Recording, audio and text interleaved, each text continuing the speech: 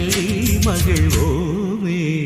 திருமல்லிப்பூவில் கொடிமுல்லை தேனில் உனக்கு என் ஆராதனை.